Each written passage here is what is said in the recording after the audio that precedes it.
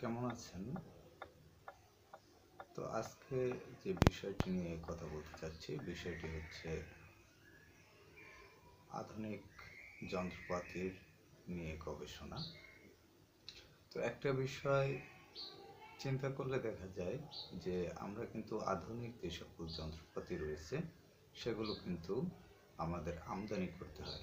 তো এক্ষেত্রে আমরা যদি গবেষণার মাধ্যমে এ সকল যন্ত্রগুলো দেশের মধ্যে উৎপাদন করতে পারি, তাহলে আমাদের এই খাতে কিন্তু ব্যয় কম হবে এবং এ খাত থেকে ভালো কিছু আশা করা সম্ভব।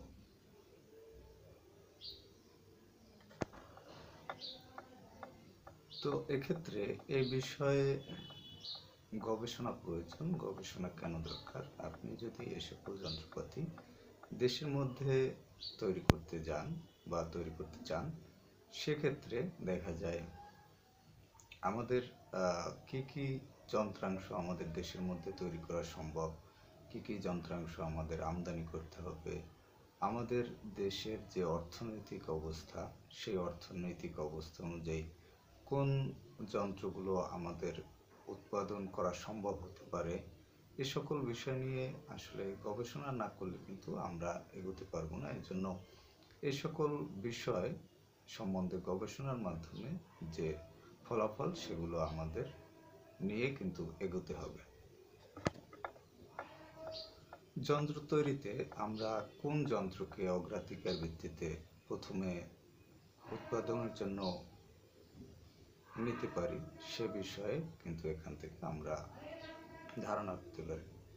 দেখা যায় যে আমাদের যে অর্থনৈতিক অবস্থা, সে অর্থনৈতিক অবস্থা বিবেচনা করলে সকল যন্ত্র কিন্তু আমরা তৈরি করতে সক্ষম হব না। এক্ষেত্রে এই বিবেচনায় কোন বিষয়কে প্রাধান্য দেওয়া যায়, সেটি কিন্তু বেরিয়ে আসতে পারে গবেষণার মাধ্যমে।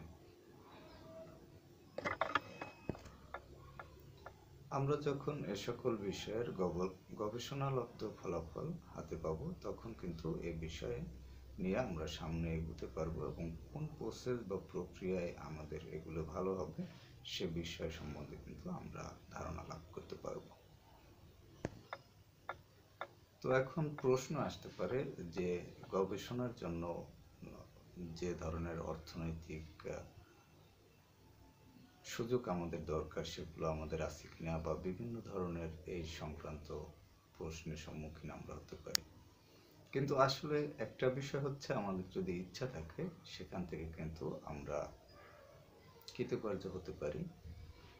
তো আমাদের ইচ্ছা করতে হবে। দেখা যায় আমরা অযথা যখন সময়গুলো পার করি, তখন আমরা যদি অনলাইনে বিভিন্ন ধরনের এই সকল যন্ত্র যেগুলো রয়েছে, সেগুলো সম্বন্ধে আমরা তথ্য সংগ্রহ করি এবং তথ্য সংগ্রহের মাধ্যমে কিন্তু এর যে বিভিন্ন ধরনের খরচ, তারপর এর যে উৎপাদনের প্রক্রিয়া, এই সকল বিষয় সম্বন্ধে কিন্তু আমরা ধারণা লাভ করতে পারি। একটা পর্যায়ে হয়তো আমরা এই সম্বন্ধে প্রাথমিক যে তথ্যগুলো, সেগুলো পাবো। এরপর ধারাবাহিকভাবে আস্তে আস্তে আমাদের মধ্যে যে এই সকল ধ্যান ধারণাগুলো যখন জন্মাবে, তখন কিন্তু আমরা আস্তে আস্তে এর যে পরবর্তী যে ধাপের ধারণাগুলো, সেগুলো কিন্তু আমরা পেয়ে যাব এবং তারপরে কিন্তু আমাদের যে গবেষণার বিষয়টি, সেগুলো কিন্তু আমরা এগিয়ে যেতে পারবো। দেখা যায় এ বিষয়ে যদি জনগণের মধ্যে ধারণা থাকে, তাহলে কিন্তু তারা যে নতুন নতুন প্রযুক্তি বিষয়ক যে সকল ধারণা, তারা দিতে সক্ষম হবে এবং একসময় কিন্তু তাদের এ সকল ধারণার মাধ্যমেই আমরা ভালো কিছু ফলাফল পেতে পারি। তো যাই হোক, এভাবে হয়তো আমরা অনলাইনে যদি তথ্য খোঁজ করি, তাহলে কিন্তু বিভিন্ন ধরনের তথ্য আমরা এখান থেকে নিতে পারি বা পেতে পারি। তো যাই হোক, আপনারা যদি কেউ আগ্রহী হন, তাহলে এই বিষয়ে কিন্তু আপনারা তথ্য সংগ্রহ করতে পারেন এবং আপনাদের যে সকল মতামত, সেগুলো তুলে ধরতে পারেন। যাই হোক, ভালো থাকবেন। কথা হবে আবার পরবর্তীতে অন্য কোনো বিষয় নিয়ে।